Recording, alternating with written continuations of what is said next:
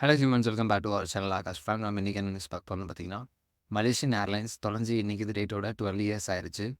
அது என்னன்ட்டு சொல்லிட்டு ப்ரீஃபாக பார்ப்போம். அந்த ஏரோப்ளைனோட மாடல் என்னென்னு பார்த்தீங்கன்னா M370.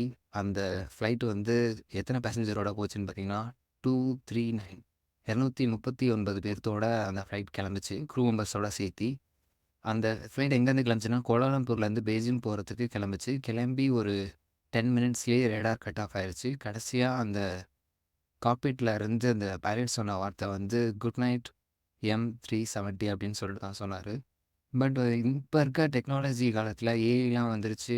சேட்டலைட்ஸ் வந்து நம்ம உலகத்தை சுற்றி எல்லா இடத்துலையுமே இருக்குது. எவ்வளவோ கண்காணிப்பு வந்து டெவலப் ஆயிடுச்சு. அப்படி இருந்தாலும் 12 இயர்ஸ் ஆகுது. அந்த ஏரோப்ளைனோட சின்ன சின்ன பார்ட்ஸ் மட்டும் தான் கண்டுபிடிச்சிருக்காங்க இது வரைக்குமே.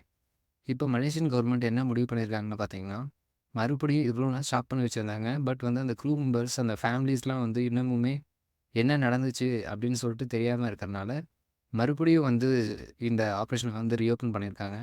தேடுதல் வேட்டைக்கு மறுபடியும் விட்டுருக்காங்க. இப்போ எப்படி பார்த்தீங்கன்னா, நீர்மூழ்கி கப்பல் அது மூலியமா வந்து கடலில் எங்கேயாச்சும் வந்து டிப் ஆகிருக்கலாம் அப்படின்னு சொல்லிட்டு யோசிக்கிறாங்க. ஏஐ வந்து எவ்வளோ டெவலப் ஆயிடுச்சு. அதுலேயும் வந்து சர்ச் பண்ணி பார்த்துட்ருக்காங்க. பட் வந்து அந்த பிளாக் பாக்ஸ் வந்து கிடைக்கவே இல்லை. ஏன்னா ஃப்ளைட்டை பொறுத்த வரைக்கும் பிளாக் பாக்ஸ் இருந்தால் தான் என்ன நடந்துச்சுன்னு சொல்லிட்டு கரெக்டாக அக்யூரேட்டாக நம்மளால சொல்ல முடியும். இந்த இந்த பிளாக் பாக்ஸ் இனிமேட்டு கிடைக்கும்னு சொல்லிட்டு நம்புவோம். ஏன்னாக்கா அந்த பிளாக் பாக்ஸ் கிடைச்சா தான் வந்து என்ன நடந்துச்சு, எக்ஸாக்டாக 12 இயர்ஸ்க்கு முன்னாடி என்ன நடந்துச்சு அந்த டைமில் அப்படின்னு சொல்லிட்டு நம்ம எல்லாத்துக்குமே தெரியும்.